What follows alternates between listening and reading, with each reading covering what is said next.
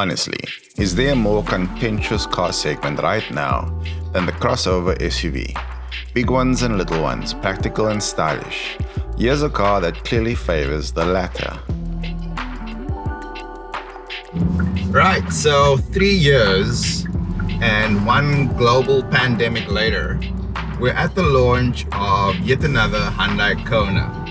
And since 1,700 of those, well, of its predecessor was sold, I guess there's enough of you out there to be interested in this new one. This new one's a little bit longer than its predecessor, and if you nab the N-line model like I have, it gets a little bit more ground clearance as well. But for that distinction, you're gonna have to spend 579,000 Rand. That's a lot of money. And while this car by all means still is a rival to the likes of the VW T-Roc, this price bracket means it also competes with things like a mini Countryman and an Audi Q2.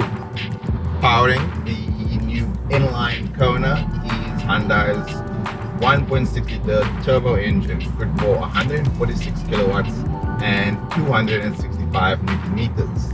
That's been mated to a 7-speed DCT dual clutch auto, and that's perfect for running around town, highway speeds, charging up and down winding B roads like these. There's plenty of upgrades in what is a midlife upgrade, such as the automatic aircon system, a two-tone roof, and full artificial leather or vinyl. Plus, the new iteration benefits from more wheel options than ever before, including new 18-inch hoops. Speaking of visuals, this new car has a wider grille up front, whilst the rear and sides remain mostly unchanged. Hop aboard and you'll encounter plenty of toys including wireless Android Auto and Apple CarPlay, as well as wireless charging. Ahead of the helm you'll find Hyundai's 10.25-inch Smart Vision instrument cluster, and it's all rather nice. Overall, the cabin of the N-line rendition of the Kona is a great place to enjoy the fair amount of performance under the red hood. It goes well, handles competently, but if we're being honest, lacks a bit of excitement for now. Which one should you buy? Well, if the 579,000 Rand sticker price puts you off, Hyundai will sell you a lesser version brandishing a naturally aspirated 2-liter petrol engine with 110 kilowatts and 179 newton meters, paired with a 6-speed automatic transmission for 130,000 less at 449,000.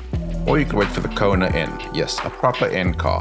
And did you know that Hyundai South Africa do not void warranties if you take your N car to a track day? Interesting, eh? Not as interesting to me as the fact that there's a performance car on the horizon called the Kona N, or Conan. Sounds like a proper barbarian.